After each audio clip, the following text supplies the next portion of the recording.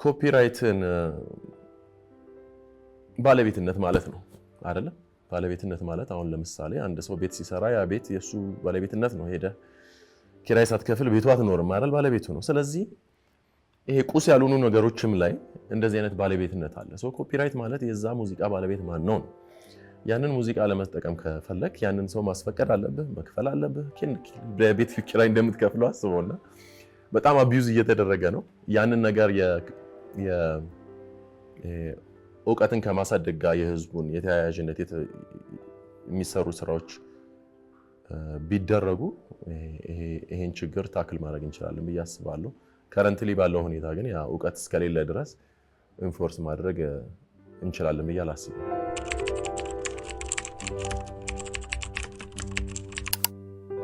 ከዛ በላይ ተሰሩ ነበር የሚለው ነገር አዎ ጥርጥር የለውም። ምን ያህል ያን ያህል ምን ያህል ሞር መስራት እንችላለን የሚለውን ለመገመት ይከብደኛል። ግን ከኮፒራይት መከበር ጋር የተያያዙ ጥቅሞች አሉ። ለምሳሌ ሙዚቃህን ሰው ሲጠቀም ዲጂታሊም ሆነ ሚዲያም ላይ ሆነ ያ ክፍያ መምጣት ያለበት አለ። ከሮያልቲም ጋር የተያያዙ ነገሮች አሉ። እንደዛ አይነት ነገሮች መከበር ከቻሉ አንድ የሬቨኒው ስትሪምህን አክቲቬት አረከው ማለት ነው። አሁን ኢትዮጵያ ውስጥ አንድ አርቲስት ወይም አርቲስትን ማኔጅ የሚያደርግ ወይም የሬከርድ ሌብል ካምፓኒ ካለ ገቢ ያገኝበታል ብለህ የምታስባቸው ስትሪሞች በጣም ሊሚትድ ናቸው። ወይ ኮንሰርት መስራት አለበት ወይ ከሆነ ቢራ ካምፓኒ ጋር ተዋውሎ መስራት አለበት። የሆነ እንደ ብራንድ አምባሳደር ምናምን ሊሆን ይችላል። ግን ከዛ ሌላ ከላይሰንሲንግ ከምናምን ሊመጡ የሚችሉ የገቢ ምንጮች ሊኖሩ ይችሉ ነበር። እንደ ኮንሰርቱና እንደ ብራንድ አምባሳደርሺፑ በጣም ትልቅ ባይሆንም ግን ኮንስታንት የሆነ ኢንካምን ጀነሬት ማድረግ ይችሉ ነበር። ስለዚህ አትሊስት ያን ያህል ለውጥ ያመጣል እንኳን ብለን ባናስብም ያቺ የምትከፈተዋ አንድ የገቢ ምንጭ ቢያንስ አርቲስቱ ስታርቭ እንዳያደርግ ያግዘዋል ብዬ አስብ ነበር።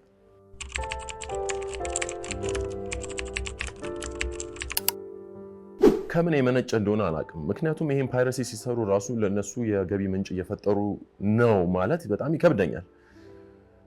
ይሄ የዚህን ሩት ኮዙ እንደዚህ እየተደረገ ያለበትን ነገር አንደርስታንድ ካላደረኩት እንዴት አድርገን ወደ መንስኤው እንሄዳለን ወደ ሶሉሽኑ እንሄዳለን የሚለው ነገር ዲስከስ ለማድረግ ይከብደኛል። ግን አሁን ሙዚቃ ላይኛ ለቀን የሆነ ቻናል ላይ ሙሉ ሙዚቃው ተለቆ ታየዋለህ። በሌላ ቪዥዋላይዘር ሊሆን ይችላል በምናምን ዋናው ምክንያቱም ይመስለኝ እነሱም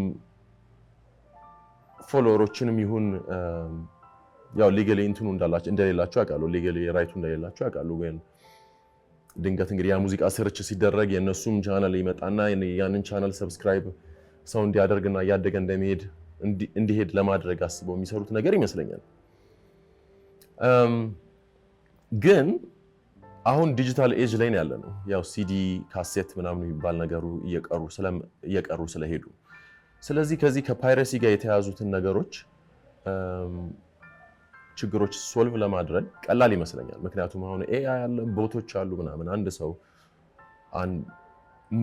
ሙዚቃህን ከለቀቅ በኋላ ሌላ ቦታ ላይ ለቀው ከተገኘ ወዲያው ቦቱ ወይ ኤአዩ ምንድነው የሚባለው ኖቲፊኬሽን ወይም ምልክት እንዲያደርግልህ ማድረግ ይቻላል። አንተ ክስም ሳትሄድ ምንም ሳትሄድ ፎርምም ሳትሞላ ዳይሬክትሊ ሲስተሙ ዲል የሚያደርግበት መንገዶች አሉ። ይሄ ነገር ግን የሚሰራው ዩዥሊ ዲስትሪቢዩተር የኢንተርናሽናል ዲስትሪቢዩተር ካለ እነሱን ኮፒራይቱን ከመዘገቡልህ ከዛም በኋላ የሚቆጣጠር ኤንጂን ካላቸው ነው። ስለዚህ ያንን ነገር ሶልቭ ለማድረግ ኢትዮጵያ አርቲስቶችም ቢሆኑ አብዛኞቹ ከእንደዚህ አይነት ዲስትሪቢዩተሮች ጋር ቢሰሩ ያንን ፓይረሲ ይቀንስላቸዋል ብዬ አስባለሁ። ከዛ ሌላ ግን ማለት ራስን ፕሮቴክት ከማድረግ ሌላ ግን ፓይረሲው እንዲቀንስ ለማድረግ